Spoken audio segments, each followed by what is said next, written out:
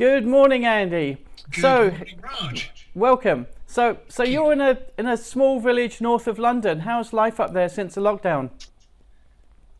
We're pretty lucky because we are in a small village. So, we're allowed out for one walk a day, and I take full advantage of that. We don't meet many people, so we're actually pretty good. There's space, and there's not too many people, so we can keep a safe distance.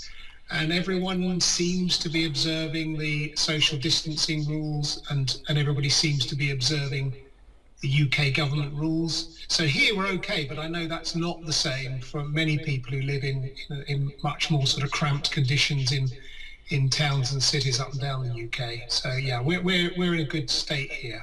No, that's good. Well, you guys stay safe. So tell me a little bit about your company, Andy. What you guys do? So Mind Fitness, we're a cognitive training company. So basically, we deliver face-to-face, but now also online training, and it's around mental health and well-being. So we teach people skills to understand more about how to keep themselves mentally well, and that goes with physical wellness as well. And we use neuroscience as a sort of backdrop to all of this. So none of it is theoretical. It's all based on evidence from science. And we teach this in organizations and for individuals. So it's all about really unlocking potential in people and allowing people to be as well as they can be, both mentally and physically. Interesting, because a lot of people talk about, physical well-being, physical fitness, but your business is all about mental fitness or mind fitness. Yeah, so when you think about how much time and energy many of us put into keeping physically active, we know that we should be doing this. People run, go for walks, join gyms, but actually we don't invest an awful lot of time in our mental fitness, our mental health. It's almost like we overlook that. And of course, there is this brain-body connection that you can't really have physical health without mental health and mental health without physical health. It's very difficult. So we need to stop thinking about the two as being sort of detached and think about health and do more, I suppose, to work out the mind as well as the body. And then we can actually have good, unified, good health, that sort of complete the mind-body connection.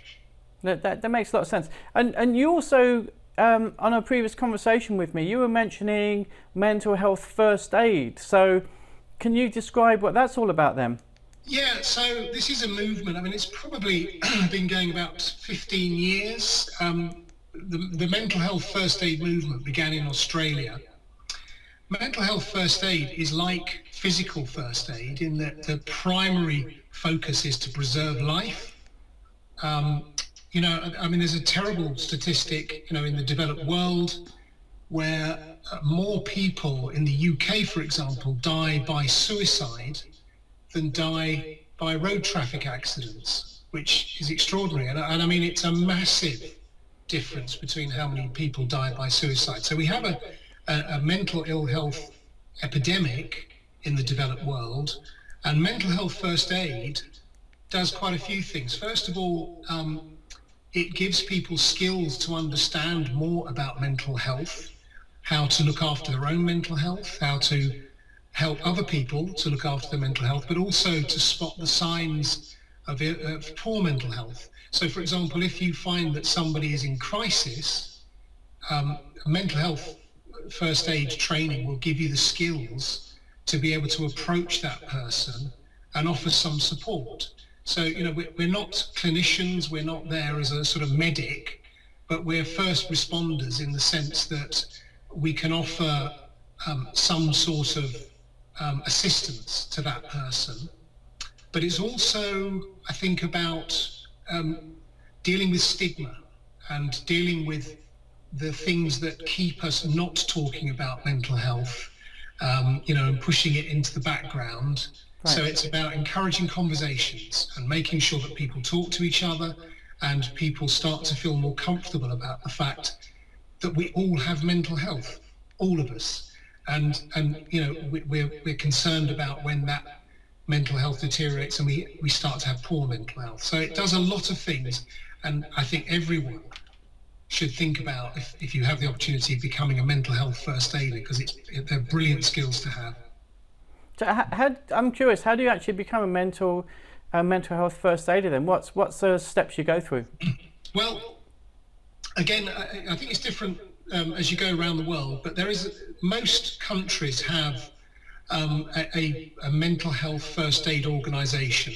So in the UK, or actually in England, we have mental health first aid England, and so I'm trained by them to be an instructor. So I instruct people, I run courses, and I basically qualify people as mental health first aiders. And here in the UK, you do a 2-day course. It's very intensive, but it's also actually really enjoyable.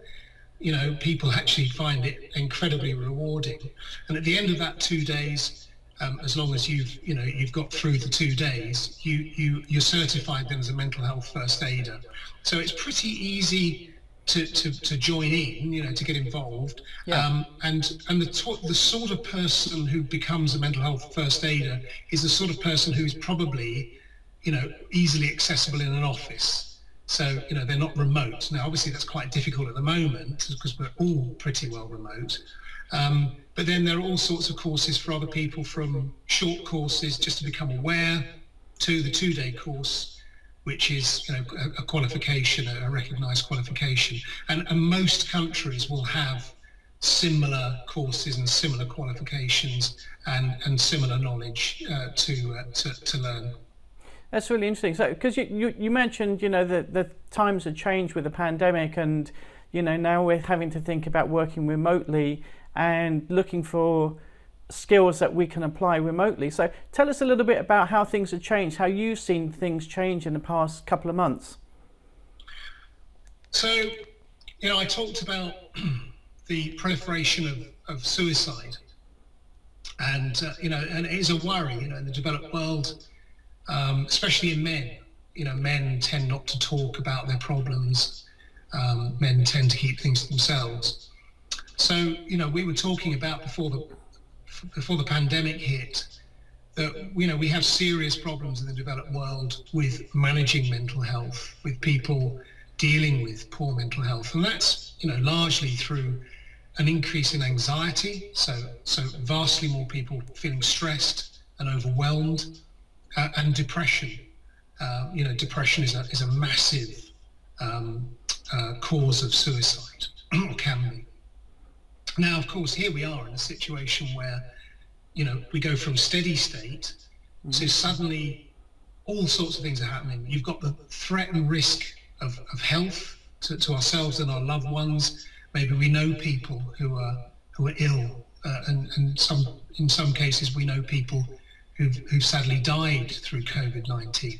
So again, we're living in a world of threat, but also we've got threats, economical threats. People have either lost their jobs or their jobs are on hold. People's businesses and livelihoods are disappearing.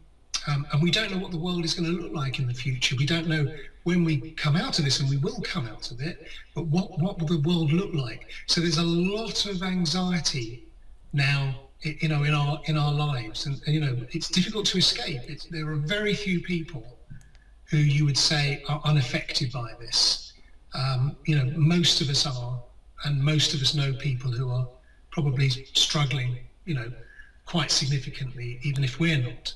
And so I think that we are going to see a massive requirement for mental health support. And I suppose the other element of that as well is that anyone working at the front line, here in the UK, we're lucky enough to have the National Health Service, and these people are utter heroes, absolutely diligent, putting themselves in the line of fire. But the downside for these guys is that coming out the other side, the prediction is that many will be suffering from post-traumatic stress disorder. Right. So societally, we've got a huge challenge to support people through and out the other side of this, and and again, in our varying ways, it could be just being there to speak to people, through to doctors and specialists being on hand to support people. Now talking specifically about the contact center industry, we've seen a dramatic shift from many large in-house contact centers to a lot of them actually pushing all their staff to work remotely. So for all those managers and executives watching this interview we're doing with you, Andy, what sort of advice or tips can you give them to make sure their staff who have been pushed away from the office, maybe working in isolation at home, what sort of ideas and tips can you give them so that these staff don't feel too isolated? Well, Roger, I suppose, the number one thing is communication. That's critical. And, I would I'd recommend kind of regular catch-up calls, possibly using Skype or other types of, webinar type software so you can see and hear the person. Mm-hmm. And just build in regular catch-ups. Because again, if there are problems brewing, you might well be able to spot that if you're having regular conversations with that person. For me, communication is critical. All the work that we do is about establishing lines of communication, making sure that there are regular chats and, not just work related as well. How are you doing? How are you getting on? Is everything okay? If you need to talk, I'm here. Those sort of conversations are really useful. So it's not just about stats and the sort of work-related stuff that we tend to focus on when we have our work meetings. And what about, say you're a manager and you're starting to get the feel that maybe one or more of your staff are, feeling depression, very depressed, they're down, they're not communicating well with you as well as they used to in the office. What sort of, without going into too much detail, but what sort of things can you start to look out for? What can you start to do? Any telltale signs? Anything you can change? Yeah, well, again, because we're not clinicians, we're not professionals, we're not trained necessarily to spot as a doctor would, for example, but there are telltale signs. It's the change in behaviour, and we're all different. If you know someone as a type of personality that's normally quite bubbly and they're quite reserved, and that happens over a period of several days maybe, then that could be a telltale sign. Someone who is normally not very combative, becomes quite aggressive, quite spiky in their responses. Again, that could be a bit of anger creeping in, a bit of frustration.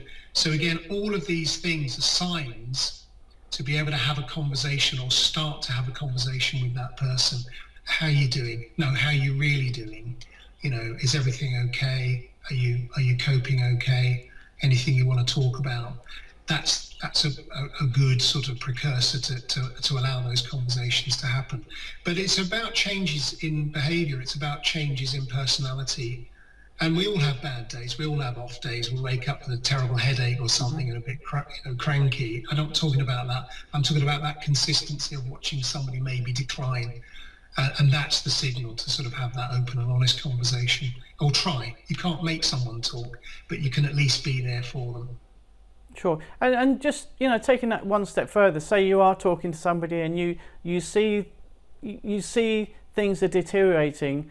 We can't go out and see people. We can't bring them into meetings, or we can't, take them out for dinner and have a chat, a nice cozy chat. What do you do if you feel you've done everything you possibly can, but your staff's working remotely? What do you then do? How do you then escalate things so that you can help them?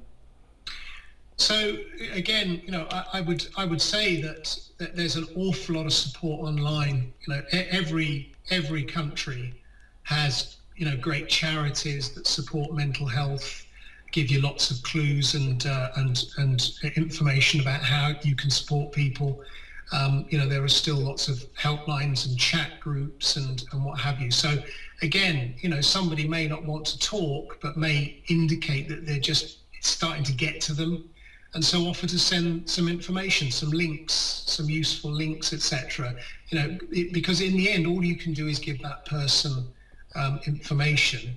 What I would add, Raj, and this is really important, that if anyone ever says anything that indicates that they seriously contemplated suicide. Suicidal thoughts are relatively common, but if somebody says that they've had thoughts around suicide, you need to take that very, very serious indeed. And in some cases, it's worth alerting the emergency authorities. So get the police involved. Because it's much better to have overreacted and that somebody has just had a bad day and expressed some very negative views and look a bit embarrassed, about sending the police around. The alternative is horrendous. So, don't be afraid to react accordingly if you see threat, if you feel that there is a crisis there.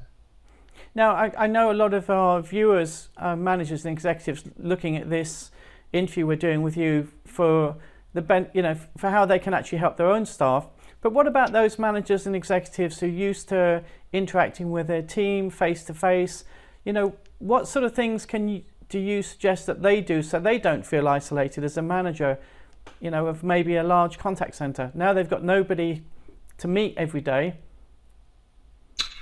Well, I'd say actually meet people, and this is where the regular meetings come in. I think it's good to build in that meeting time.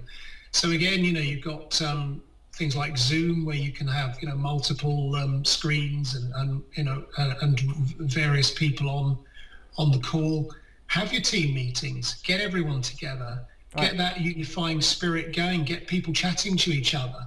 I think the other thing as well is have a few energizers every day. Maybe before the shift starts, have a Zoom meeting and have a quick quiz or something of that nature to get the team built together, but also as you as the manager to interact with others. And I think that's a really great way of maybe starting a day or even finishing a shift. As people come off, a quick debrief, what went well, what didn't go so well. The technology exists, use it. It's quick, simple, easy. I'm not talking about great long meetings, just quick catch-ups. Anybody can put their hand up and offer their personal opinion or ideas for the next day. Excellent. There's some good tips there. I think one of the tips that I'd like to say to everybody watching this is that what we're talking to you about, mind fitness, mental health first aid, isn't something we're just going to do now. We should continue on with this fashion and our interest in this subject, well beyond when the pandemic's all over, because it is such a big issue in business today with people. Yeah, it's largely been overlooked. I mean, there are some countries doing sterling work in promoting better mental health. And other countries lag behind, but the fact is it's part of the human condition. It's not going to go away. It's likely we're going to need to put more focus into this area, and the sooner we start, the sooner it sort of helps more people. So this is a really great time whilst we're working from home to start to plan how you're going to introduce this type of training or this type of education into your business, into your contact center. It benefits any business. There are no businesses out there that don't benefit from this. And the stuff that I do, the work that I do, I sometimes get really small businesses who send 2 people to one of my courses, and I work with large companies as well. And there's always a lot of interest in it. It's a very dry subject. It's a very difficult subject to embrace because it's the last taboo, mental health.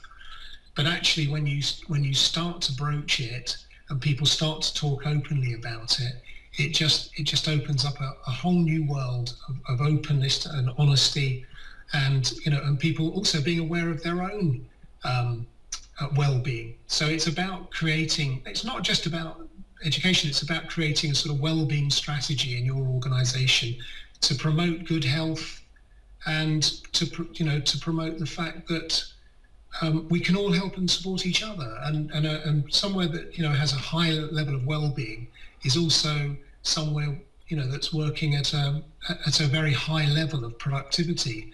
there's one thing I wanted to mention here that there's the stats are around well-being in organizations, that for organizations that introduce these well-being strategies, there's this very profound return on that investment. In some cases, it's seen as about 4 to 1.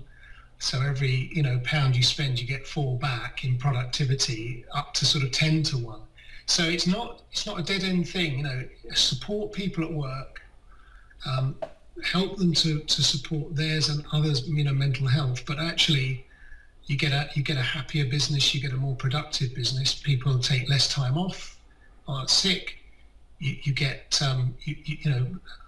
attrition rates fall, but also this thing called presenteeism, the people who turn up to work when they're ill and they shouldn't be there, and their productivity is negligible.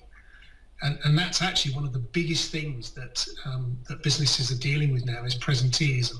People who are just not fit to be at work, but turn up and don't really offer the business very much at all. So again, it's about sort of educating around that and getting everybody working at the best they can be, with a high level of well-being within the organisation, and a culture that supports it from top right the way down to the coalface.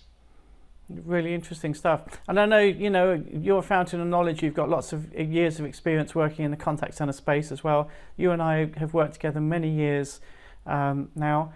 I'm hoping that when this is all over, we can get you back to one of our events and have you as one of our keynotes again, sharing all the wonderful stuff you're doing. I want to thank you. I want to say to you and your family, stay safe and stay well. And when this is all over, we'll meet up sometime in London and maybe have a beer and talk about next steps. That would be great, Raj. No, brilliant. And again, to all the Contact Centre World's members all around the world, please do stay safe, and we'll see you at the other side. Thank you, Andy. Take care of yourself. Bye. Thank you. Bye.